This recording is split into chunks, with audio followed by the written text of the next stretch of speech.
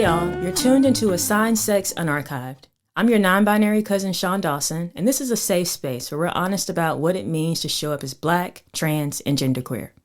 Today I'm sitting down with Jade. Jade is one of the original cast members of the Assigned Sex documentary. We're catching up on where she is now, how community and chosen family's been holding her down, and what it feels like to care for your mind when the world keeps trying to misread you. Let's get into it. When we met, you were 21. You wanted to be a model. Mm-hmm. And I think you were living maybe on the Upper East Side. Yes. I had put out a Craigslist ad for looking for any like trans people that wanted to be a part of the documentary. You reached out, and I mean, it was on from there. Welcome back to Living Life Aurora. I am your host, Aurora Jones, and tonight I have in the building with me the individuals behind the documentary Assigned Sex. What made you want to do the doc? Oh, well, at the time we didn't have really any representation for us, for the trans community. And I felt like I could be, when people say a real voice, and that's not what I meant. What I mean by a real voice is like real, down to earth, someone like everyone can relate to. Because I don't try to really sugarcoat anything. I don't try to like fluff anything. I just give you how it is and how I see it. So I thought I would be a good addition to the documentary, honestly. You were. Do you want to hear what you said the first time when I asked you that question? Yeah. God's given me another chance to put my message out there or whatever and tell about my life and my struggles and show that there's somebody out there that's going through the same problems. When it comes to this lifestyle, you have to try to have a lot of self-respect and a lot of morals and integrity, because you can really tend to lose yourself if you let it get that far. When you say it's easy to get yourself lost out there, what did you mean by that? It's easy to fall into the wrong crowds for the wrong reasons. I'm so glad I've matured since then, because I could express myself a bit more and articulate a bit more. When you're that young, you're looking for somebody. You're not really somebody, but you're looking for community. You're looking. When I was that age, I was looking for somebody to mentor me, basically, to show me the ropes. And I got introduced to a lot of interesting characters that, looking back at it now, if I would have probably followed those paths, I probably would have gone down a darker path. I would have gotten into a little bit more things that I probably didn't want to, like substances and other things. And I think that's what I really meant by that it's easier to just lose yourself. It's easier to lose who you are and become something that you think society would find acceptable. So if you're trying to go by like the real world as a female and you're biologically born a male and you have strong features, it's very hard, and people tend to notice. They'll stop and stare at you and make like rude facial gestures and stuff. It's just ridiculous. You're born and raised in New York, right? Yeah. So I've noticed that being born, having the pleasure of being born here, I've been able to be around a bunch of different influences, a bunch of different cultures, perspectives. So when I left and went to Boston, New Hampshire, and all those other places, I realized how blessed I was to be around that kind of community, that kind of like support, because when I left, there wasn't really anything out there that I didn't have that kind of support. Taken from the GLAAD website, transgender is an umbrella term often used to refer to people whose gender identity differs from their assigned sex at birth. However, people whose gender identity differs from their assigned sex at birth may not self-identify as transgendered. Some may identify as transsexual, trans, genderqueer, or a person of transgender experience, etc., etc. Yeah, when we met, I remember like your grandma was your rock. Yeah. I remember the relationship with your mom wasn't that great. And I remember you having a lot of siblings. How many siblings do you have? I think there's 10 of us now, yeah. 10? Yeah. Sheesh. Do you live with them now? I live with 2 of them. So my mom still had my sister Gina. So my sister Gina grew up with my mom. She's been with her the whole time. My mom's kind of supports her a bit because she's special needs. So I'm here with her and my mom, and then we took in my brother Vincent when he got older because he just needed a place. And you're the oldest. Mm-hmm. I mean, I want to know how this came back with you being cool with your mom, because I remember when we started, it was a little tough.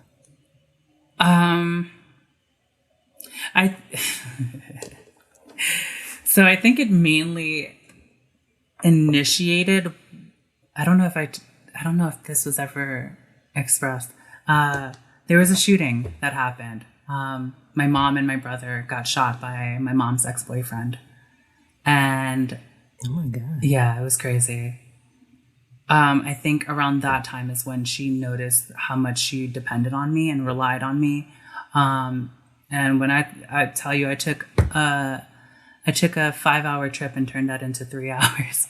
I drove out here so quickly. Well, not me, but we got out here. Did 90 all the way.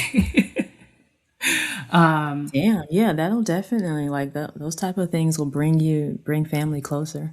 Yeah, so she realized, I think, how much she needed me more. So she started reaching out more and started actually trying to rebuild our relationship.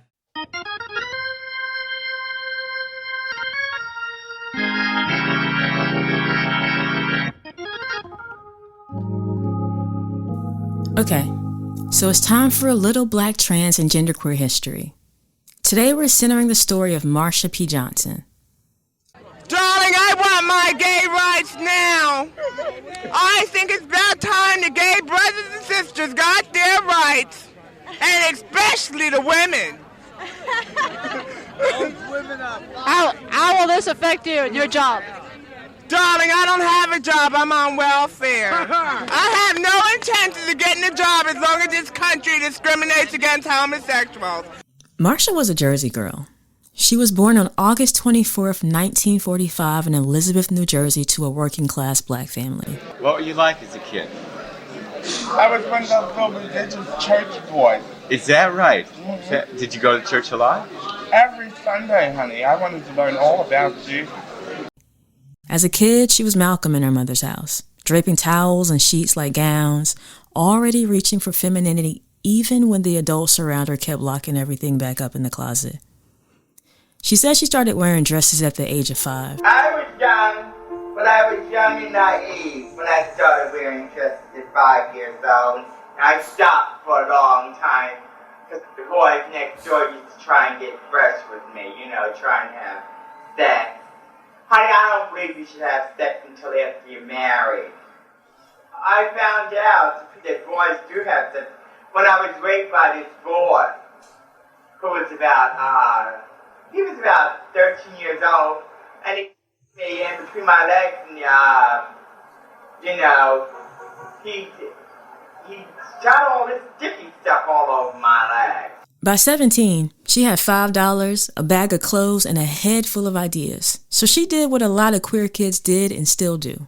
She got on a bus to New York City.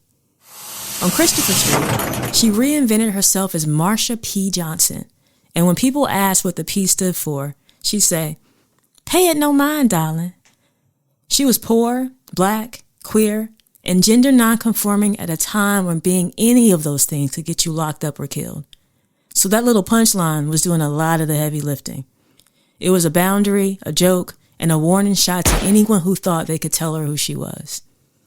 Back in the 60s, downtown Manhattan was already rough for queer and trans folks. But it was especially rough for the street queens, hustlers, and kids who didn't have anywhere else to go. Marsha was out there doing sex work, getting arrested all the time, and crashing wherever she could. Even with all of that, she somehow turned sidewalks into runways and the piers into stages. Our own rendition of Climb Every Mountain sung by Miss Marsha P. Johnson. She was doing drag, hustling to get her money up, and fighting cops in the same blocks where she was handing out flowers and hugs to kids who just got kicked out of their parents' homes. I always be now and then meet these young people that don't have nobody that wants to stick by them and help them, you know. So I help them out with like a place to stay or some food to eat or a little change for their pocket. And they don't never forget it. A lot of times I've reached my hand out to younger people in the gay community that just didn't have nobody to help them out and they were down and out. On the night of June 28th, 1969, when cops raided the Stonewall Inn, Marsha was right there with the street queens, butch lesbians, street kids, and gay men who had had enough. Other people who were there remember the details differently, but what is clear is that Marsha was in that uprising era as a regular on Christopher Street, and she became one of the faces people attached to that rebellion. She later says she got to Stonewall after the first night had already popped off. Yet the way her name keeps surfacing tells you just how much people saw her as a spirit of that resistance. After Stonewall, Marsha got to work. With Sylvia Rivera, she started STAR, the Street Transvestite Action Revolutionaries. It was basically their version of Chosen Family. They were trying to house, feed, and look out for queer and trans kids who didn't have anywhere else to go, especially the ones doing sex work or living down by the piers. Street Transvestite Action Revolutionaries started out as a very good group. It was after Stonewall they started a GAA. Mm-hmm. Mama Jean DeVente, who used to be the marshal for all the parades, she was the one that talked Sylvia and Rivera into leaving GAA, because Sylvia Rivera, who was the president of STAR, was a member of GAA and started a group of her own. And so she started Street Transvestite Action Revolutionaries, and she asked me would I come and be the vice president of that organization. Marsha's mental health added another layer to her already difficult life. People close to her say she started having nervous breakdowns around 1970. Sometimes she walked down the street naked, talking to voices only she could hear, then get picked up by police and vanish into psych hospitals for months. When she came back, she'd be heavy on meds, moving slow, doled down for a while until that bright, playful energy started to come back. It's the kind of violence people with serious mental illness know too well. Writers now talk about her through the lens of complex PTSD and neurodivergence. You just go in there and they just give you medication 3 times a day or 4 times a day. And you just sit around and watch TV. Uh-huh. Or you can smoke cigarettes and sit in the dining area. And you go to sleep. Sounds kind of boring. It's good to know the rest is good for you. Yeah. Do you like to go there? Oh, sometimes, yes. Sometimes you just have these breakdowns. I just can't help it. I just, wound up walking through like the man at the flower shop that I didn't have the bottom. On top of all of that, she was living through the AIDS crisis at ground zero. In the 1980s and early 1990s, she cared for friends who were dying, including lovers and exes, and acted like a nurse for people in the community who had nobody else. She eventually tested HIV positive herself around 1990 and talked openly about her status, trying to cut through the fear and stigma that was killing people faster than the virus itself. Even with all that chaos, Marsha never stopped showing up. She was out there in the streets as an activist, marching with early Pride organizers, joining groups like Gay Liberation Front and ACT UP, and literally putting her body on the line for housing, healthcare, and safety for queer and trans folks. I believe in as long as there's people with AIDS and as long as gay people don't have their rights all across America, there's no reason for celebration. That's how come I walk every year. That's how come I've been walking for gay rights all these years instead of riding in cars and celebrating everything. Because you never completely have your rights, one person, until you all have your rights. People remember the flower crowns, the thrift store gowns, and that big laugh that cut through everything. That's why her face still shows up on posters and profile pictures, why people still call her Saint Marsha. She proved that you could be unwell, oppressed, and still wildly generous and kind. On July 6, 1992, Marsha's body was found floating in the Hudson River near the Christopher Street Piers. She was 46 years old.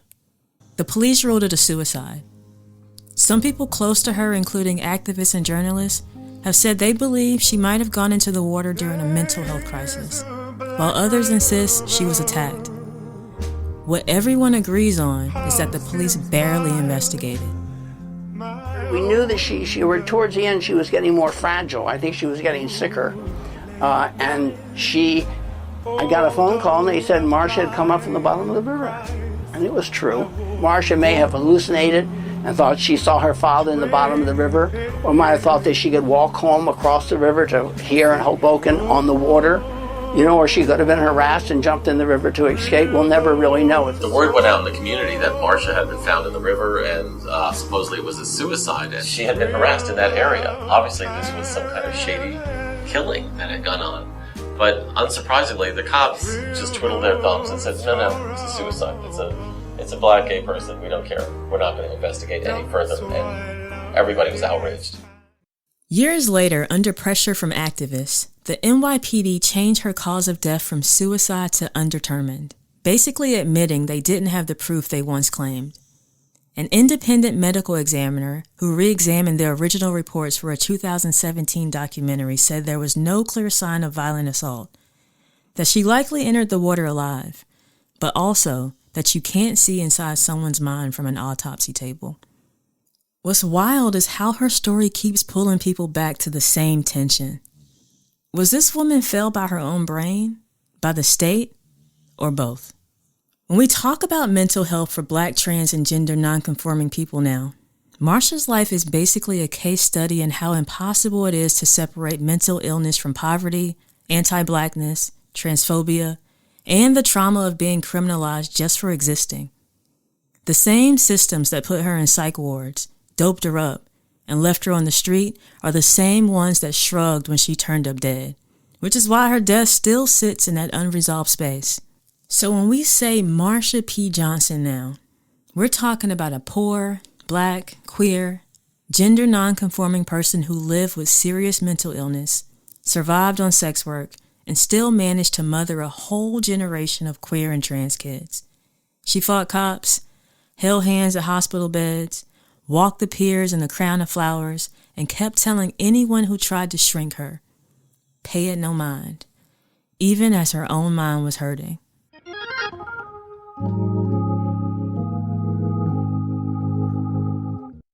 So around the time, 2 years ago, my grandmother ended up sending me a message asking me to come back home.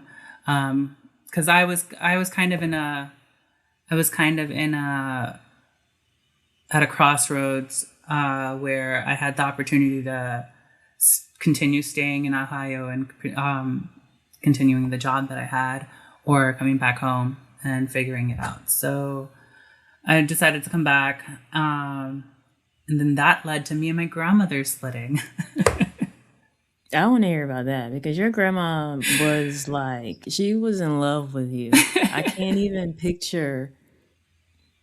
I can't even picture you guys not being close. It's hard because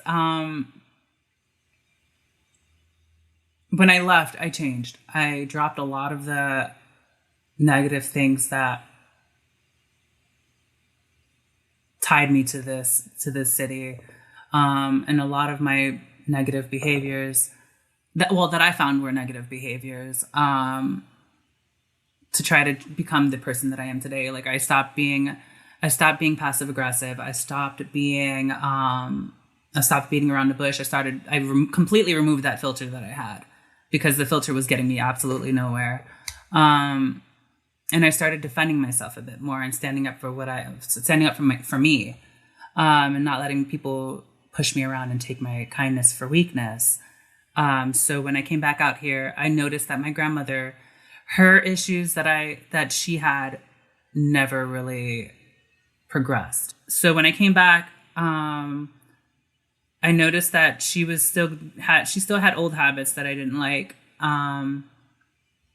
So one day she just she misplaced something, and she tried to, well, she said she wasn't accusing me of stealing, but when you question somebody that you say that you have so much love for and you have so much trust in, you shouldn't have to ask me if I had it, or if I found it, or if I because my grandmother has this way of trying to insinuate something without actually doing it. And it kind of ticked me off, and I was just like, you know what, I'm done. Like, I can't do with this. So I removed myself from that, and there was that little crack. But then one day this was after I moved out. I was with my mom for a while, got a job, and I was holding it down for a bit and just busting my ass. And I woke up and I hear my mom talking to my grandmother on speakerphone, and she's like talking absolute shit about like my brother's girlfriend at the time, and was just like, oh, all they want to do is lay on their lazy asses and do nothing like blah. And I was just like me? What do I have to do with anything? Like, what? So I jumped up, and in the heat of an Aries passion, I went off, and I was just like, what are you talking about? Like, I didn't say, what are you talking about? I kind of got a little bit worse than that. Aries passion. If you've experienced an Aries, you know, we can be a bit. I know Aries like to fight. we can get pretty argumentative. So when I heard that, I really threw a lot at her, and that's where I just put my foot down, and I was like, you know what, I'm not dealing with this no more.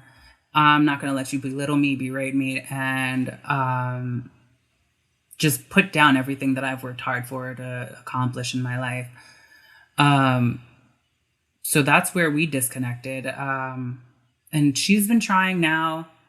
Well, not now, but after I spoke to her. But we went, I think, a year without talking. And that's because I was not going to sit there and I wasn't going to try to be the bigger person anymore. I'm tired of being the bigger person. Every time she did something wrong, I'd be the one to be like, hey, so are we good? Let's squash this. But I was like, no, I'm done. Like, she needs to take accountability for her actions. And so that's what caused this rift. What would you say are your most important relationships now? My best friend, Jasmine. I don't know if I spoke to her around the time I think I met her after we did the documentary. And she's been such a rock for me. Like, I actually wrote a song for her.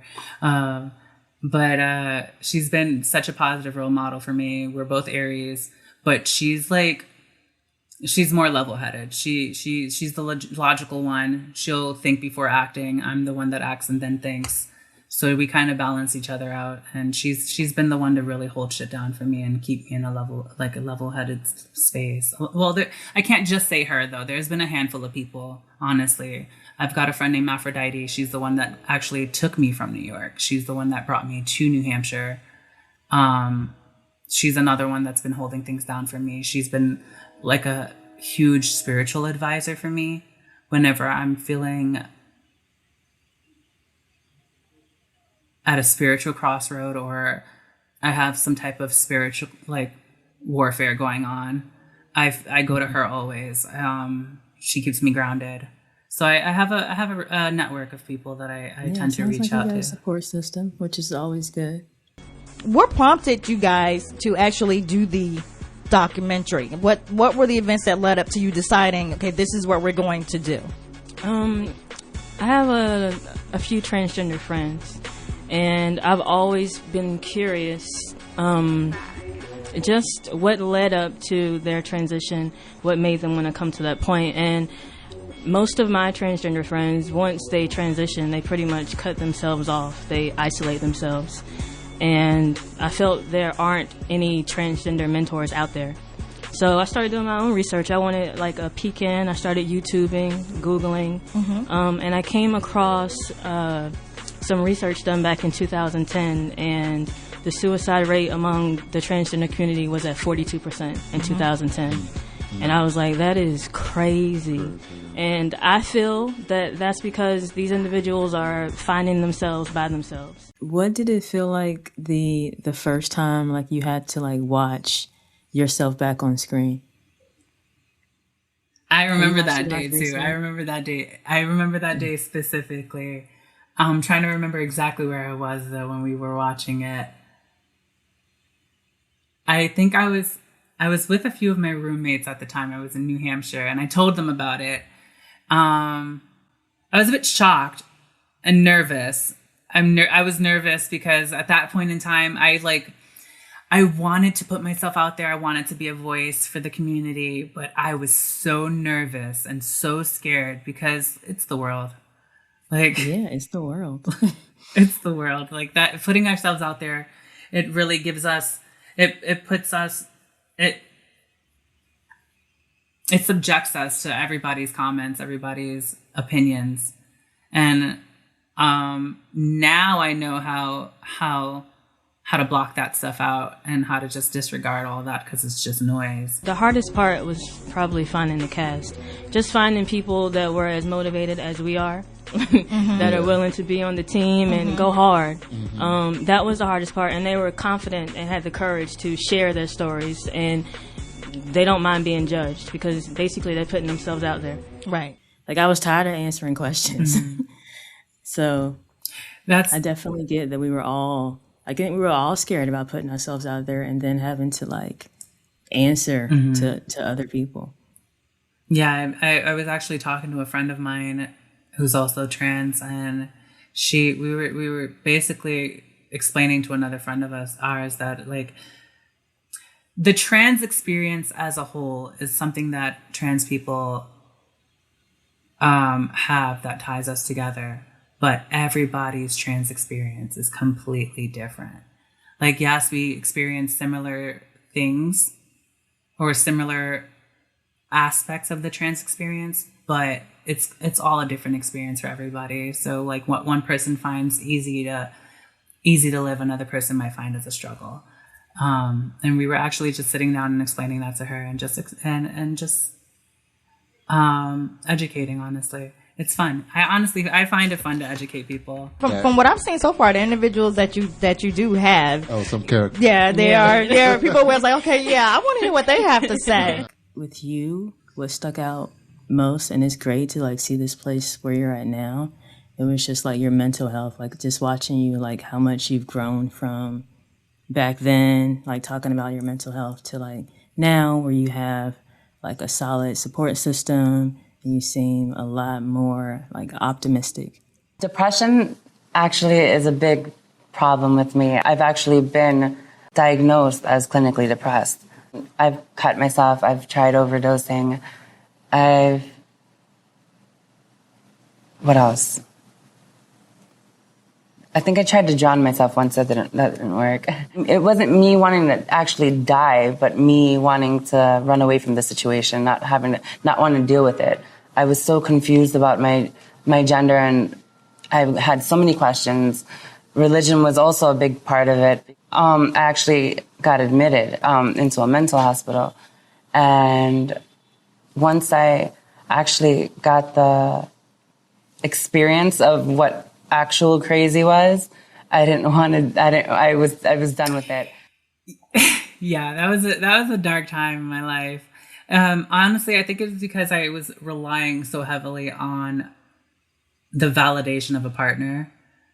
I was a serial monogamist at the time. Like I was just going from relationship to relationship to relationship. So my value at the time depended on how that person felt about me, or if I had a person, then I was valuable. But I've changed. Are you monogamous now? I'm not with anyone. Where do you find your trans joy these days? What keeps you grounded? So I've been making music for like the past month. I also teaching myself Unreal Engine, which is like one of the big engines that a lot of these video game developers utilize for their game performance. So far I've got like I think 8 tracks out, which is pretty fun. And yeah, like it's just something I listened to advice that Beyonce gave Megan Thee Stallion, and I took that and I ran with it. Because what was the advice? She was basically talking to her about like all the drinking she was doing, and she was like, well, if you're going to be drinking, why are you drinking somebody else's liquor? Why not drink your own? So the next time I see you, you better be drinking your own liquor. And I think she made her own tequila.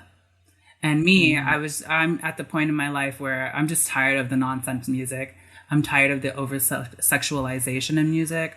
I would love to start hearing actual messages in music again. And actual like creativity.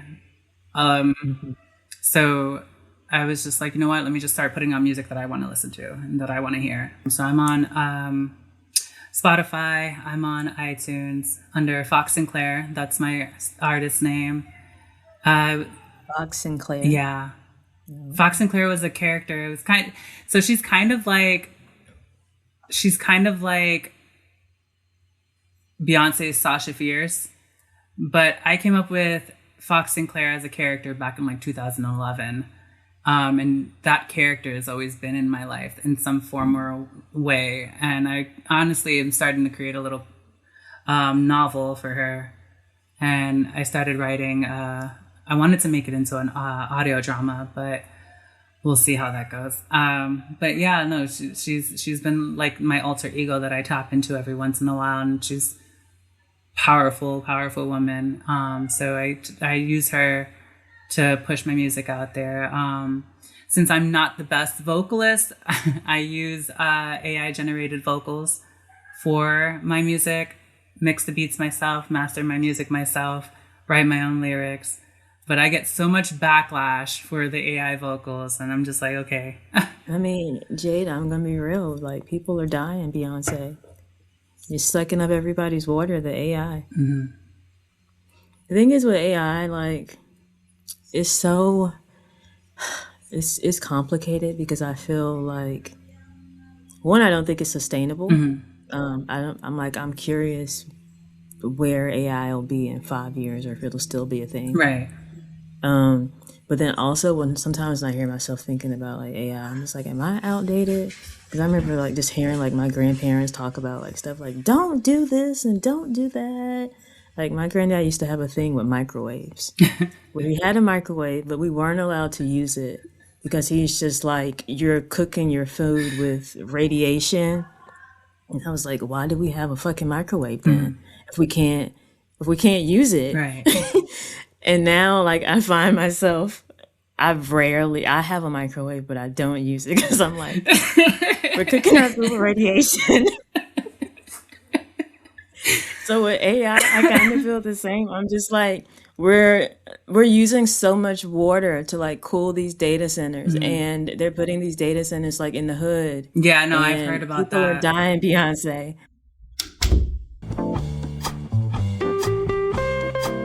If you want to connect with Jade, you can find her on Instagram at _officialjade_MUA. You can also stream her music on Spotify and Apple Music under the name Fox Sinclair.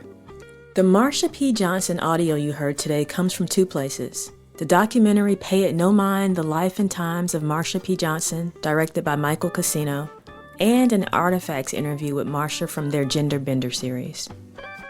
If this episode dragged you a little bit, or if it hugged you a little bit, please share it with someone you love. You can find me, your non-binary cousin Shaun Dawson, on all platforms at IMS Dawson. Y'all be safe out there.